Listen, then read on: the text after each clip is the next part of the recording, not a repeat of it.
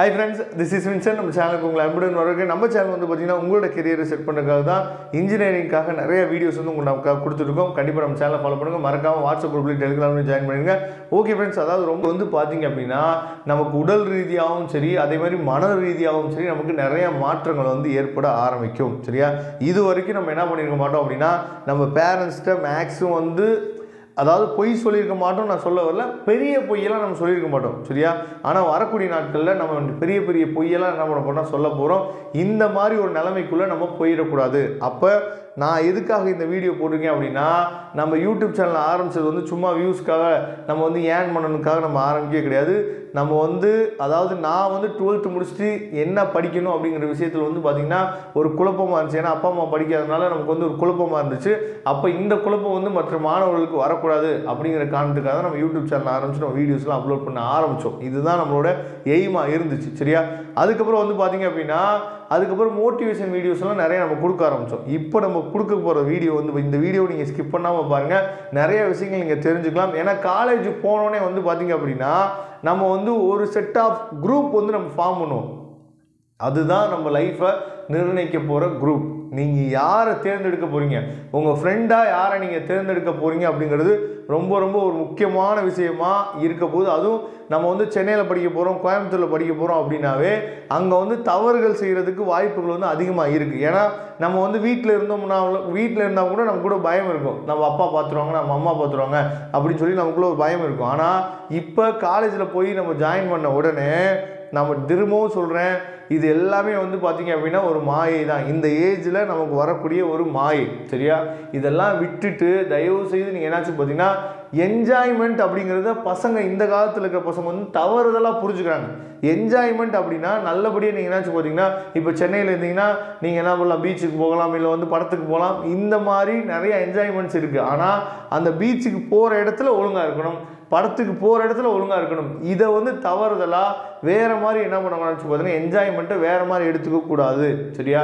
ஏன்னா உன் நண்பனை தேர்வு செய், நான் உன்னை பற்றி சொல்கிறேன் அப்படின்னு சொல்லி டைலாக் இருக்குல்ல, அதே மாதிரி தான். நீங்கள் யாரை ஃப்ரெண்டாக நீங்கள் செலக்ட் பண்ண போகிறீங்க அப்படிங்கிறது உங்கள் கையில் மட்டும்தான் இருக்குது. Both boys and girls.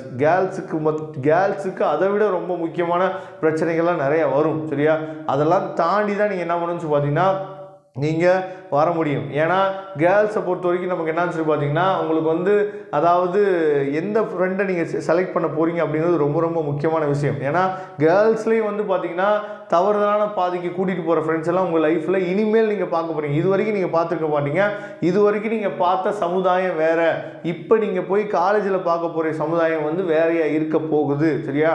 நிறையா நீங்கள் தான் இப்போ தான் இனிமேல் தான் நீங்கள் ரியல் லைஃப்பில் யாரை நம்பணும், யாரை நம்பக்கூடாது, யாரை வந்து பார்த்தீங்கன்னா முழுமையாக நம்பலாம், யாரை வந்து சும்மா பேச்சுக்கு தான் நம்மள்ட்ட பேசுகிறாங்க அப்படின்னு சொல்லிட்டு இது எல்லாமே நீங்கள் போக நல்லபடியாக நீங்கள் கற்றுக்க போகிறீங்க.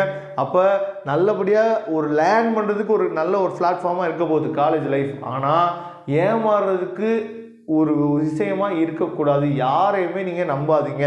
சரியா? தயவு செய்து சொல்கிறேன், யாரையுமே நம்பாதீங்க. எல்லா பேருமே ஒரு குறிப்பிட்ட லிமிட்டோடு அப்படியே என்னாச்சு பார்த்தீங்கன்னா ஸ்டாப் பண்ணிங்க. ஏன்னா யாருமே நம்ம லைஃபுக்கு இந்த 4 வருஷம் முடிஞ்ச பின்னாடி யாருமே நம்ம லைஃபுக்கு ஹெல்ப் பண்ண போகிறது கிடையவே கிடையாது. இது நிறையா பேர் என்ன தெரிஞ்சுக்கிறது கிடையாது, நிறைய பேர் புரிஞ்சுக்கிறதே கிடையாது. இது எப்போ புரிய வரும் அப்படின்னா காலேஜ் முடிச்சுட்டு நம்ம வேலை இல்லாமல் எப்போயாவது சுற்றுவோம் பார்த்தீங்களா, அந்த டைம் என்னாச்சு பார்த்தீங்கன்னா ஃபஸ்ட்டு ஒரு மாதம் ஃபோன் பண்ணி உங்கள் ஃப்ரெண்டுகிட்ட ஒரு 1000 ரூபா கேட்டிங்க அப்படின்னா அவர் வந்து போட்டு விடுவார். அடுத்த மாதம் ஃபோன் பண்ணி ஒரு 500 ரூபா கேட்டிங்கன்னா போட்டு விடுவார். அதுக்கப்புறம் நீங்கள் ஃபோன் பண்ணி அவர்கிட்ட கேட்டுகிட்டே இருந்தீங்க அப்படின்னா அடுத்த நாள் பிளாக் பண்ணிட்டு போயிடுவார். இவ்வளோ தான் வந்து நம்மளோட ஃப்ரெண்ட்ஷிப்பே. சரியா?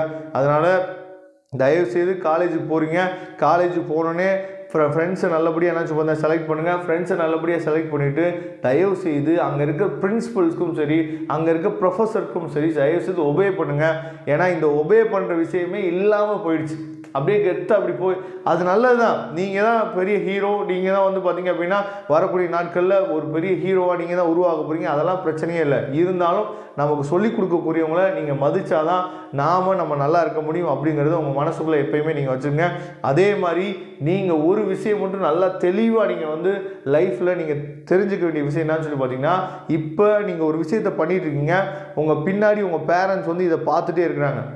இந்த பார்த்துட்டே இருக்கும்போது உங்கள் பேரண்ட்ஸ் வந்து சொல்லணும், ஆஹா என் பையன் நல்லா இந்த விஷயம் பண்ணுறானே சூப்பராக இருக்கே அப்படின்னு சொல்லி உங்கள் பேரண்ட்ஸ் வந்து பாராட்டுவாங்க அப்படின்னு சொல்லி உங்கள் மனசுக்குள்ளே தோணுச்சுன்னா அந்த விஷயத்த டெய்லியுமே பண்ணுங்கள், ரெகுலராக பண்ணுங்கள். ஆனால் ஒரு விஷயம் நீங்கள் பண்ணுறீங்க, என் பையன் என் பொண்ணு வந்து இந்த விஷயத்த பண்ணுதே அப்படின்னு சொல்லி உங்கள் பேரண்ட்ஸ் வந்து அவமானப்படுவாங்க அப்படின்னு உங்கள் மனசுக்குள்ளே தோணுச்சு அப்படின்னா அந்த விஷயத்த ஒரு தடவை பண்ணிட்டீங்க அப்படின்னா, தவறுதலாக பண்ணிட்டீங்க அப்படின்னா விட்டுருங்க. அதுக்கப்புறம் நீங்கள் பண்ணாதீங்க. எப்பயுமே உங்கள் மைண்டில் இருக்க வேண்டியது என்னன்னா, நம்ம பேரண்ட்ஸ் நம்மளை வாட்ச் பண்ணுறாங்க.